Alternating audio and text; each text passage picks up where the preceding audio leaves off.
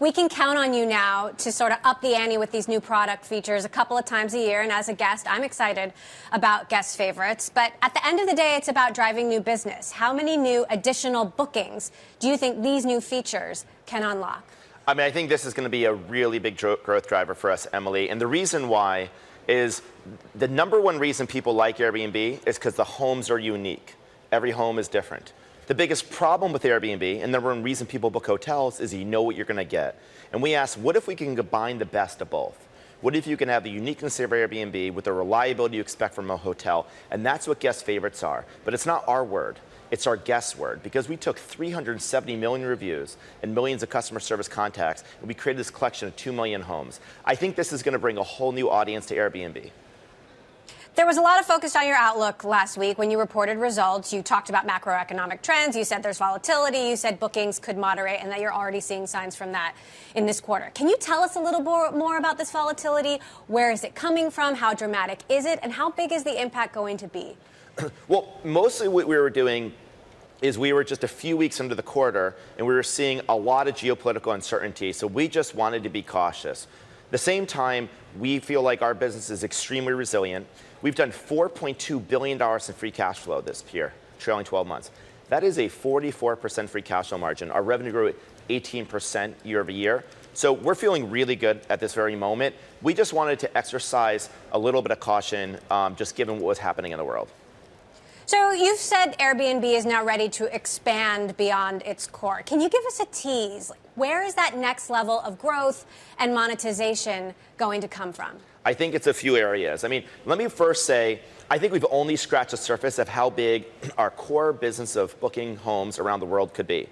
Next is international. You know, we're in 220 countries and regions around the world, one of the most global internet companies. And yet a lot of our business is still concentrated in the United States and a few other English-speaking countries. So whether it's Germany, Korea, Japan, Brazil, or many other countries, these are huge markets that we can grow. And that's going to create a huge amount of growth. And by the way, if there's ever a company that would be able to expand internationally, it would be a global travel network. And then beyond that, I think Airbnb can do much more than offer homes for people to book on a nightly basis. And I hope to be back on your show soon to be able to tell you about some of those things. To our Bloomberg radio and TV audience worldwide, we are speaking to Airbnb CEO Brian Chesky. Em mentioned it at the beginning, these kind of regular annual updates. And I know you yourself are actually pretty hands-on product-wise. But it's all done internally. And I think about the investments that you've had to make to do the AI integration into this latest tool. Where are you spending? Is it just purely on talent? Where am I spending my time or our money or both? Time and money. Time is money. I'm spending most of my time on the product. What I've spent most of my time in the last 2 years, and let me back up. Travel is one of the most aspirational things in the world, right? If you ask people, all the money in the world, what would you do? They say they travel. And yet the way a lot of travel companies are run, they're run by just looking at the financials and look at the metrics. And we do that, but there's something deeper. You have to create an amazing experience for guests and hosts. And so what I've done is I've been listening over the last couple of years, and we made 350 major features and upgrades based on what the community's told us. We said that yesterday was a turning point, that when we could have a major answer for reliability, the number one reason people book hotels, now we have permission to do new things. Because people don't want new things from you unless they love the thing you do. I think people are going to love guest favorites, and I think we're going to be ready for us to see new things, and that's what I'm spending my time on. My time is spent on innovation and what's next for Airbnb. And perhaps sometimes having to go and talk to regulators. And I think of some of the reasons people are buying hotels in New York is because there's less Airbnb supply. Yes. You called it basically a de facto ban here in Yes. New York. How is that going? What are you doing to try and push back? Well, it means the way it's going is that hotels are now up 8% year over year from a cost perspective. If you have me on here next year, I'm going to make a prediction. Hotels will be more expensive. I'm not sure if housing will be down. So New York, I think, is turning into at least a cautionary tale. I'm disappointed of how it could go. But you know what? Other cities have chosen a different approach. We're 100,000 cities. In our top 200 markets, 80% of them have sensible regulation on the books. So we found a sensible solution. And whether it's London or Paris, in Paris, 500,000 people are going to stay in Airbnbs for the Olympics. So I want cities to know that we want to be part of the solution, not part of the problem. And we're willing to compromise and come to the table and find ways to make the cities work. And I think a lot of other cities have found that path.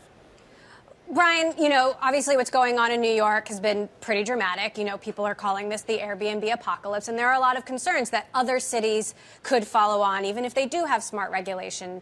Now, I'm sort of curious on top of that, what are the travel trends that you're seeing post-pandemic? Are people wanting to say, I'm tired, I just want a staycation? And, what changes are you seeing in travel trends for the folks who are going out? So 2 things. Just on the first part of the question, we do not think New York is a trend. We think New York's late to the party, not early. I mean, again, we've worked with cities around the world. We now collect $9 billion of hotel tax, and I think that cities are not looking to New York.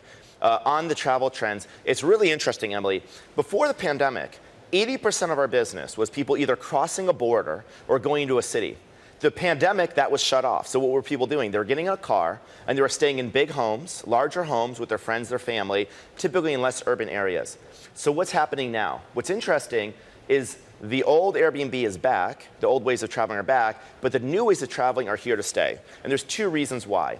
Number one, even though some people are going back to the office more often, there's a lot of flexibility. You can now do more work from an extended weekend. I'll make a prediction. Next week for Thanksgiving, or the week after for Thanksgiving, a lot of people aren't taking 3 or 5 day weeks. They're taking 7-day weeks. They're going to work remotely Monday or Tuesday. So they're going to start taking those longer trips. So it's actually a very resilient business, and I think that more people are going to travel because it's what was taken away from the pandemic, and I think it's how they want to spend time with people.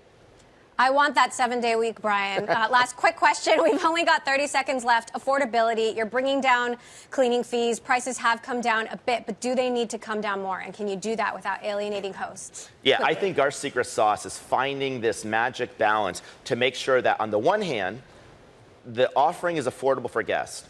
On the other hand, hosts are still making great money putting on Airbnb. We don't price anything. So what we're doing is we're just trying to provide transparency and tools and guidelines. Here's the good news.